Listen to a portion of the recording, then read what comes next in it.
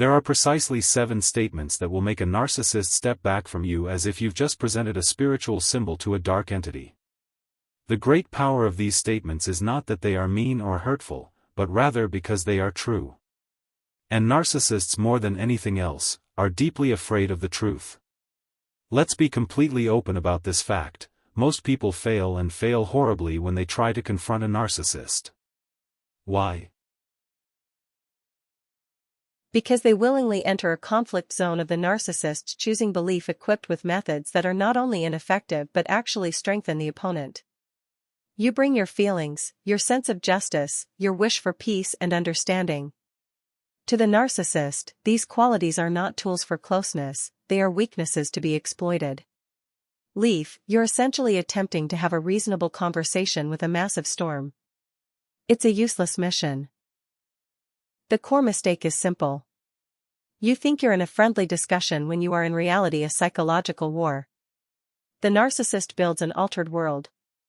A twisted version of reality where they are the heroic wronged center of the universe and you are the defective, foolish, and constantly obligated supporting character. Every emotional burst you have, your frustration, your sorrow, your desperate pleas, is you agreeing to use their map. You are confirming their warped reality by staying within its boundaries. And on that territory, they will always be victorious. The monumental shift in power happens the moment you stop reacting and start responding. An emotional reaction is a sudden, uncontrolled release of energy. It's the sudden jerk, the scream, the burst. A strategic response, on the other hand, is a quiet, thoughtful act of determination. It is the conscious choice to toss their map into the fire and to stand solidly on the foundation of what you know is real. This is where language becomes your most effective tool. Not a heavy object to strike them with, but as the materials to construct a structure of reality so firm that their delusion simply can't break it. To understand why this works, you need to look closer. You must grasp what truly powers the engine of narcissism. What is a narcissist genuinely scared of beneath the grand displays and the self-praising speeches? It isn't your anger. It isn't your logic. It is simply being exposed. Their entire personality is a defense built piece by agonizing piece around a core of deep inadequacy and shame. It's a grand, sparkling fortress constructed to conceal a frightened, hurt inner self.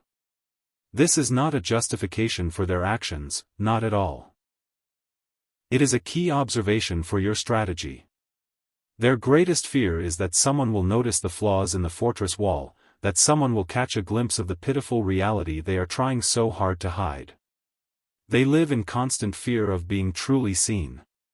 This is why certain words spoken with clarity and without hostility act as psychological triggers.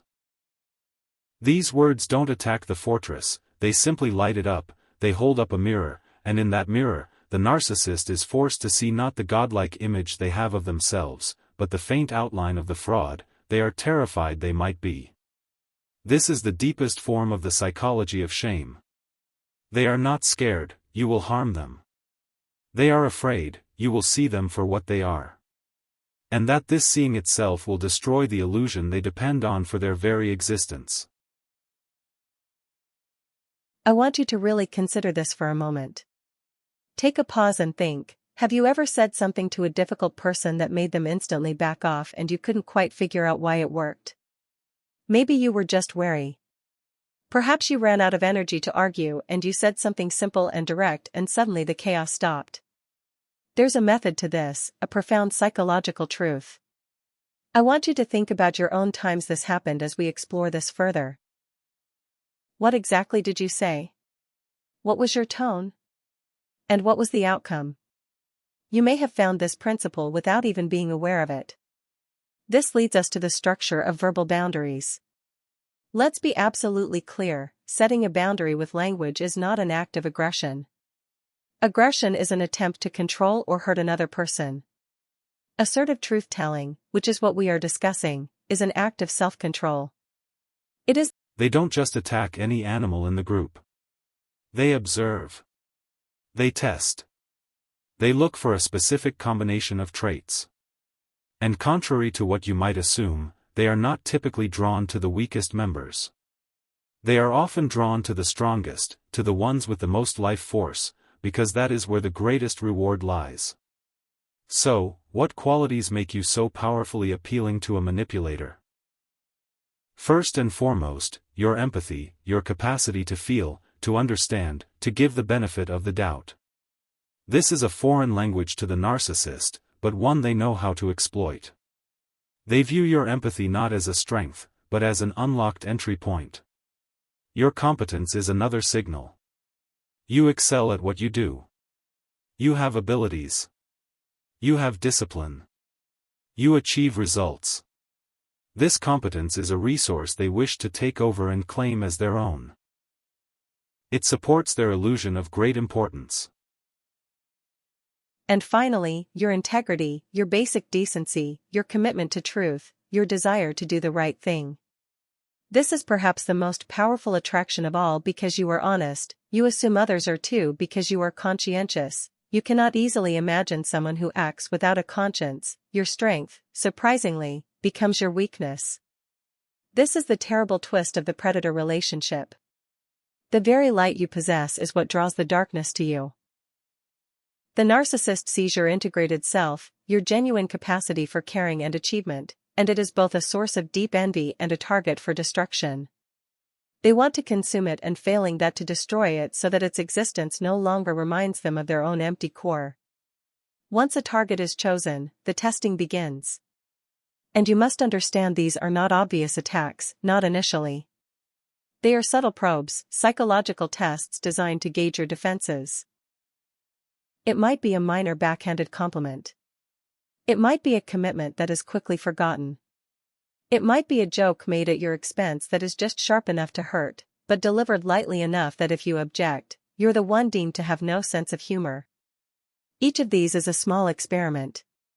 The narcissist is asking a silent question. Will you put up with this? Can I get away with this? Your reaction or lack of one is the data they collect.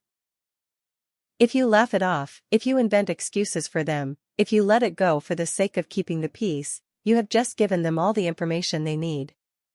You have shown them the roadmap to your boundaries. And based on that data, they increase the violation. The forgotten promise becomes a broken agreement.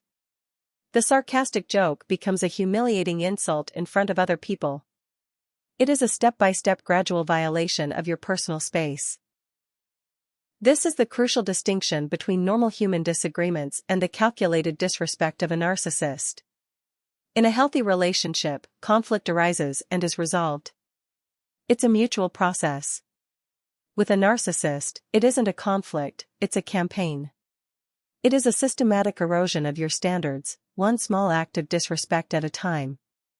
Until you find yourself standing on ground you swore you would never give up. This increase is what I call the disrespect cycle, and it is a form of psychological manipulation as damaging as the narcissist needs you to accept this rising pattern of poor treatment because it serves a vital purpose. It constantly confirms their warped reality. In their world, they are entitled to special treatment, and your acceptance of their disrespect is your silent agreement. You are being trained step by step to accept what is unacceptable. Each time you fail to hold the line moves. And what's truly unsettling is how quickly a person can adjust. The human mind is designed for adaptation, but that feature can be used against us. Disrespect, when it is constant and gradual, can begin to feel normal.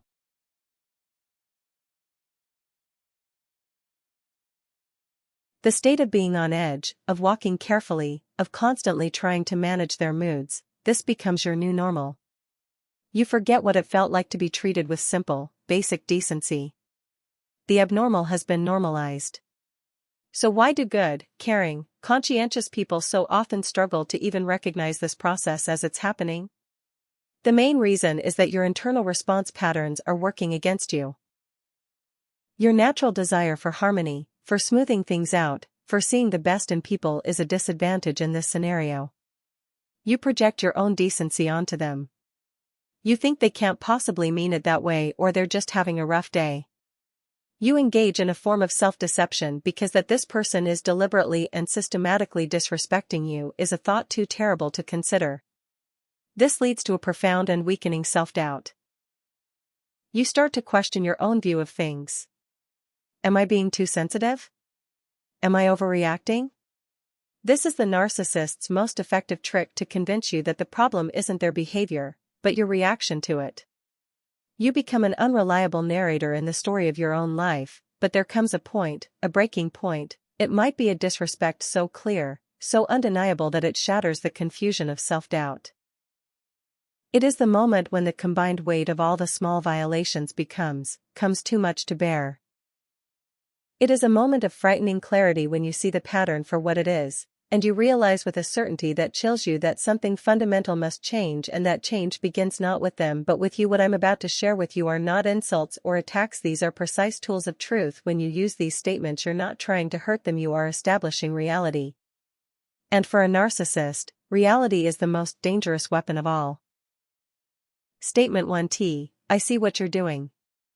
There is perhaps no phrase more terrifying to a manipulator than this one. Why?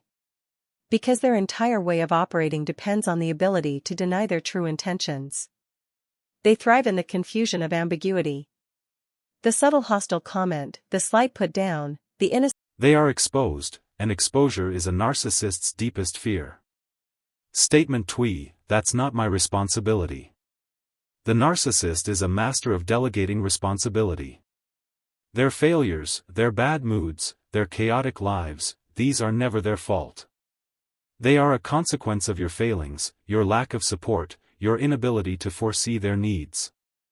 They hand you the heavy burden of their own emotional and practical problems and expect you to carry it. The phrase, that's not my responsibility, is you handing that burden right back. It is a radical act of boundary setting. It draws a clear, distinct line around your own personal authority. It states that you will be responsible for your own actions and emotions, belief, and they must be responsible for theirs. This will feel strange at first, especially if you are a caring and conscientious person. You are naturally inclined to help, but you must learn the crucial difference between helping someone and enabling them. Carrying their emotional burdens for them is not helping, it is enabling their problem.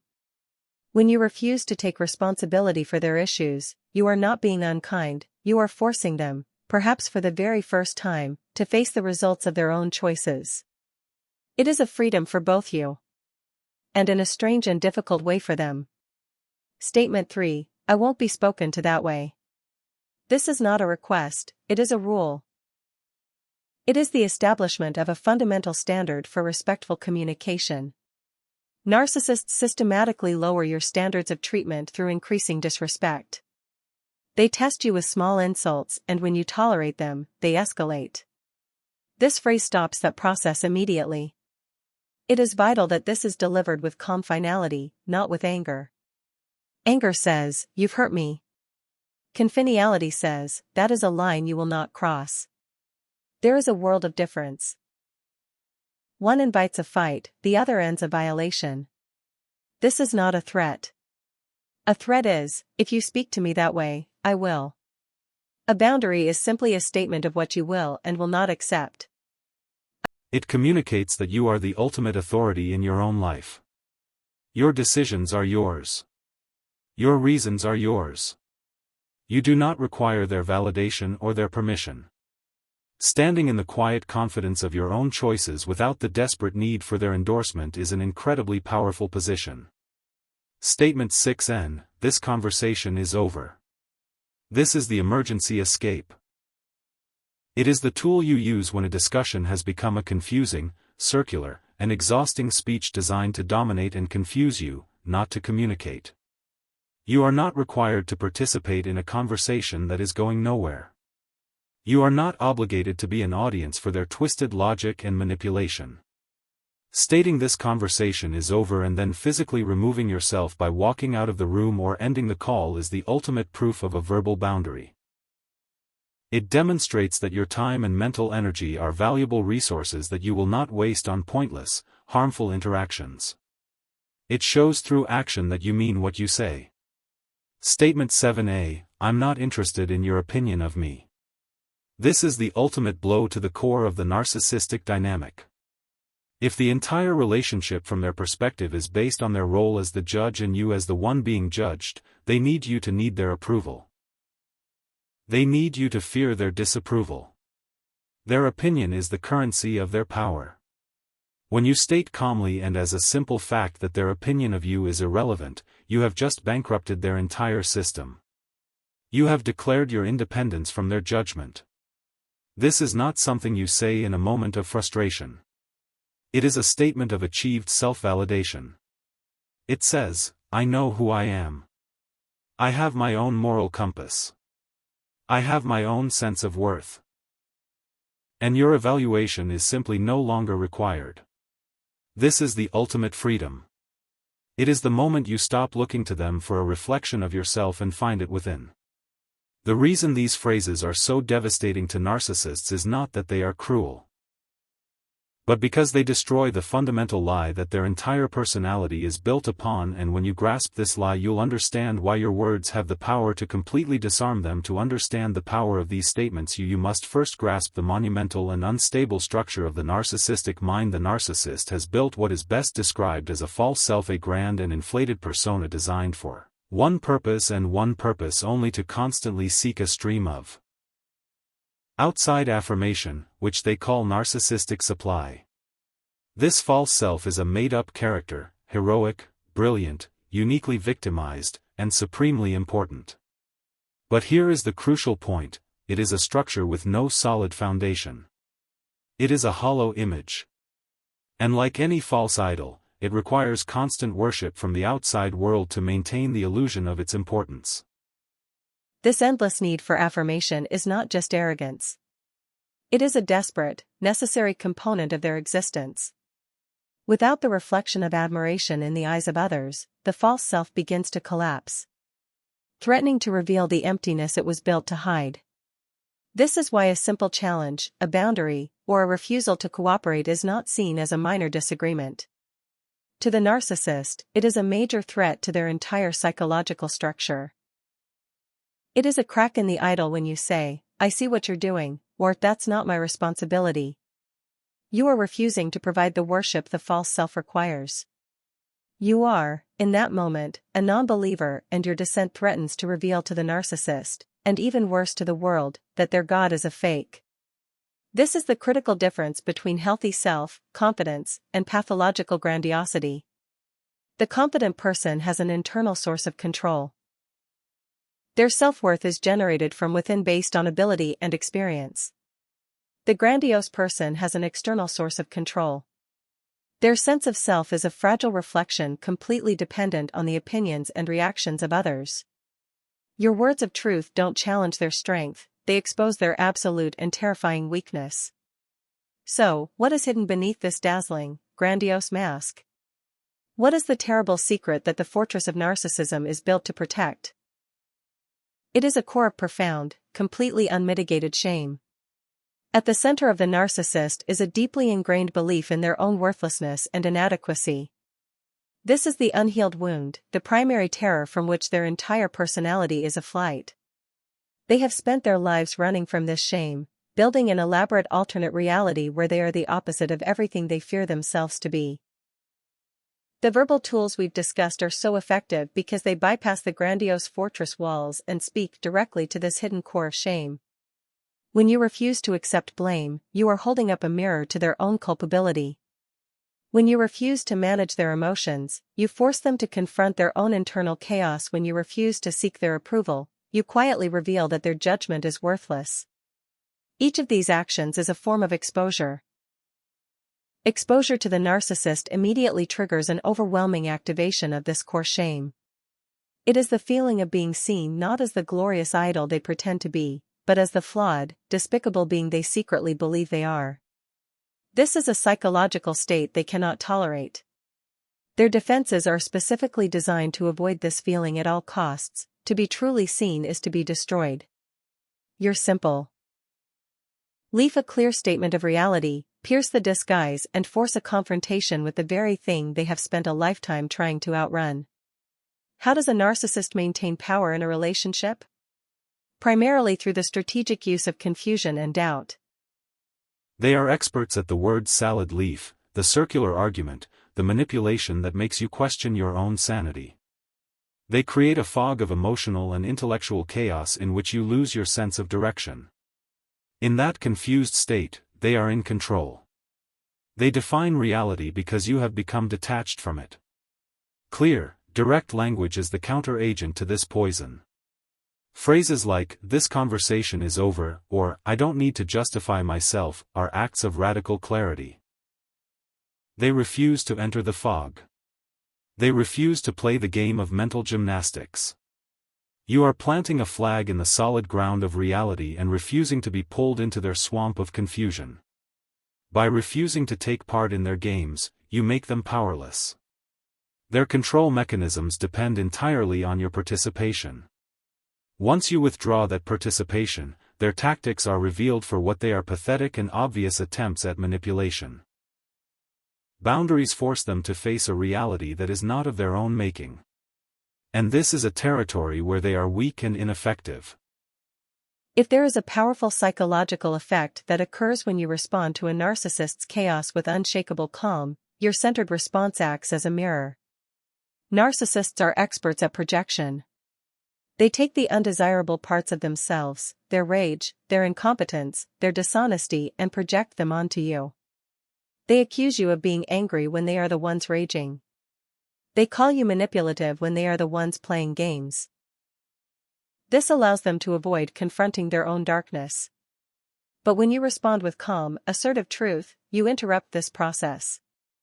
You refuse to accept the projection. You hold up a mirror and the ugliness they tried to cast onto you is reflected directly back at them. Your calmness highlights their chaos. Your rationality illuminates their irrationality. Your integrity exposes their lack of it. This mirroring effect forces them, for a brief and terrifying moment, to see themselves as they truly are. The discomfort this creates is immense. They are confronted with an accurate reflection of their own dysfunctional state, and it is a sight they cannot stand. Your refusal to be their emotional dumping ground forces them to sit in their own disorder. This is not merely a battle of wits or a psychological game. It has a real measurable impact on a psychological level.